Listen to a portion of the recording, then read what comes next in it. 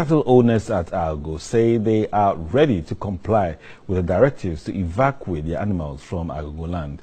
They, however, pleaded for 2 additional days to enable them evacuate their animals.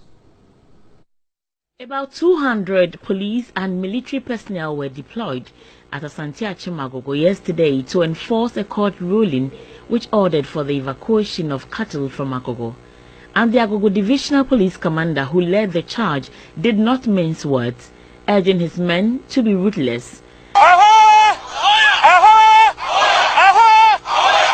the Fulanis better than us? No, sir. Can they shoot better than us? No, sir. Can they do the military and police job more than us? No, sir. They say they are guerrilla tactics, they are guerrilla fighters, and they are going to ambush you and shoot you. Please, I beg you in the name of God, nobody should die in the bush as a police or soldier or whatever. We are going back with our number and come back with our number. And to be safe, if you see anybody holding arms want to attempt you, please don't waste time. The Operation Cow-led team is expected to have so far shot and killed over 100 cows in the area. One of the cattle owners at Agogo, Alhaji Adam Ahmed Madi, says most of his colleagues are ready to comply with the evacuation directives. They kill about almost 79 of my animals. Now the remaining ones with the babies are the ones we are appealing to them. They should just give us, even if it's 2 days, 3 days, to move them from Agogo land. This is all what we are trying, begging the MP. He also pleaded with the security personnel to revise their decision to shoot and kill their cattle. People's cows they killed yesterday is over 200 and something. They killed them. And then those people are Ghanaian citizens basing here in Agogo. There has been a standoff between farmers and nomadic herdsmen at Agogo over the destruction of farms by cattle over the past 25 years. A Kumasi High Court in 2012 ordered the evacuation of the animals from the area, but the herdsmen did not comply with the directives.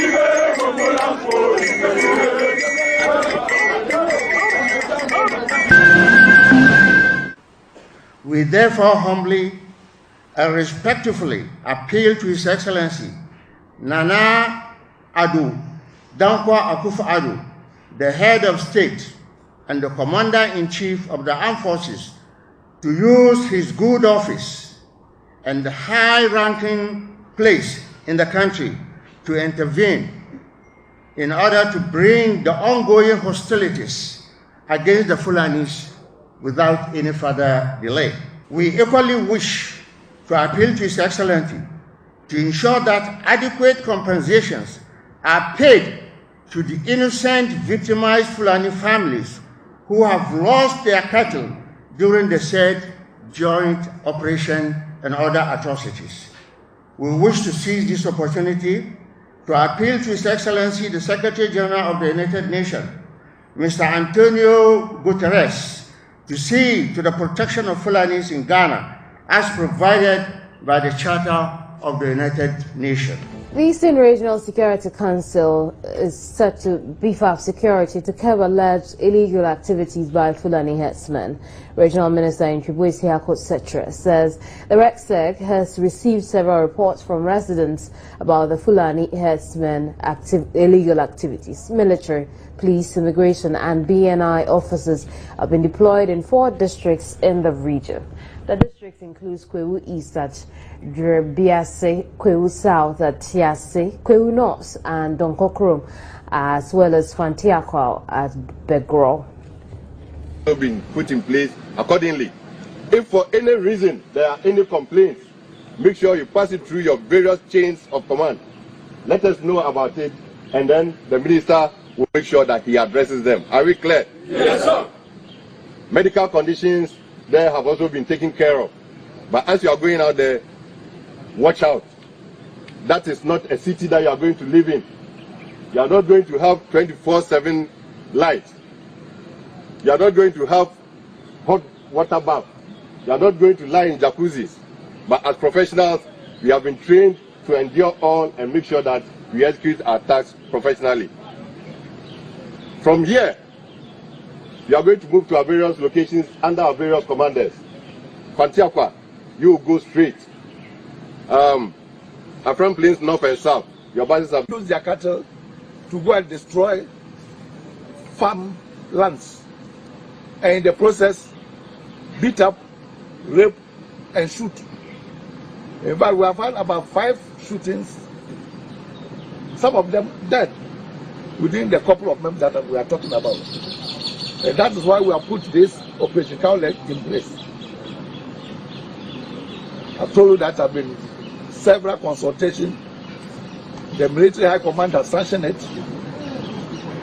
The government itself has sanctioned it, the national security, and the regional coordinating council, together with the police and other services leaders. The task is simple: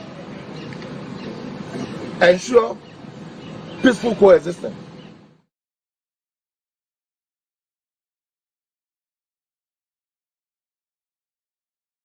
Can actually, I need to take you up on that. Let me give you a perspective. Yes. And the state government or the governors can actually give lands for ranches, but is the federal government also concerned about the kind of consultations that may have gone on between the state government and the people living in those communities who have ancestral attachment to those plot of lands?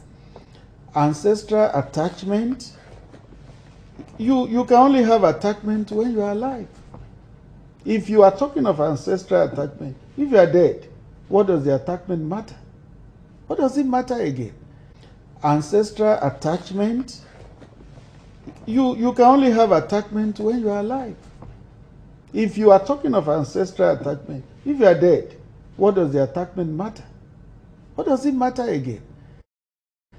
So if there is no land, genuinely fine. But where you have land and you can do something, please do for peace. What will the land be used for if those who own it are dead at the end of the day? What will the land be used for if those who own it are dead at the end of the day? Do me a favor, please. Get out of here.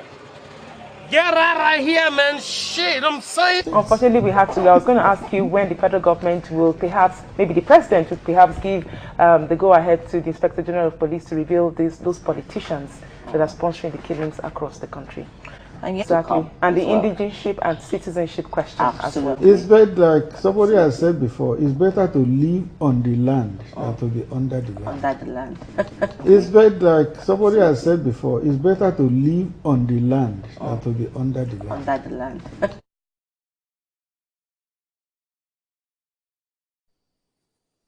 Well, Ibrahim Abdullahi is the National Assistant Secretary of the Miyetti Allah Cattle Breeders Association.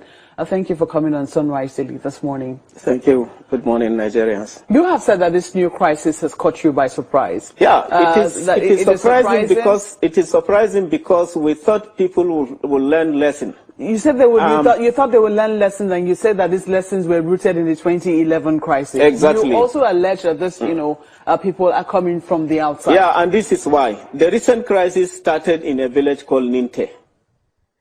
Somebody, a farmer. Not Godogodo. Ninte, yeah, in Godogodo Chiefdom. The village, the actual village is Ninte. Okay. In Godogodo Chiefdom.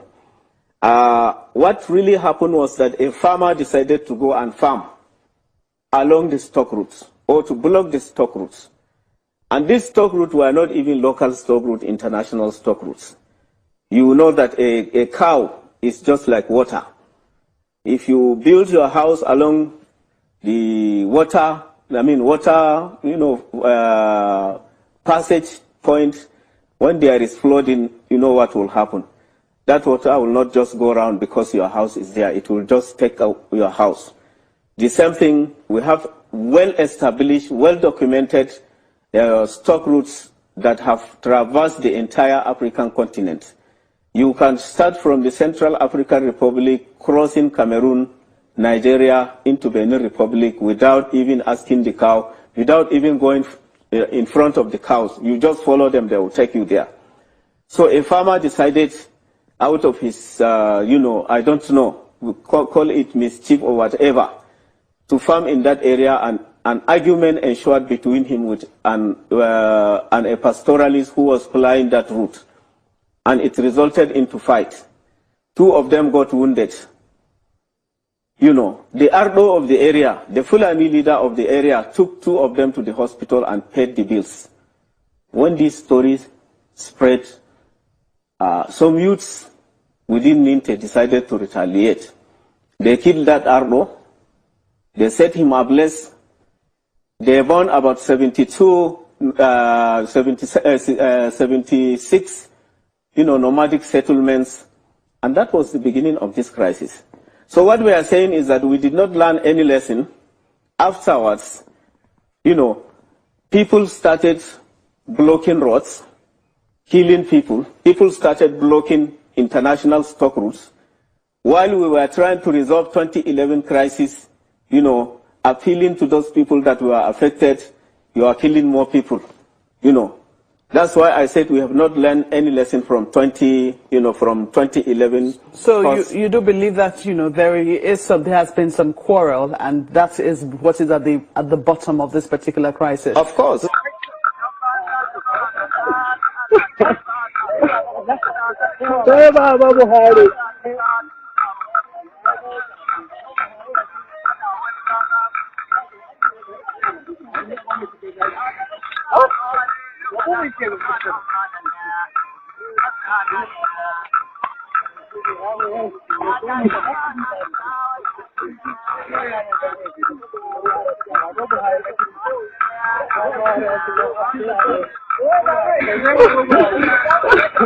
Guys,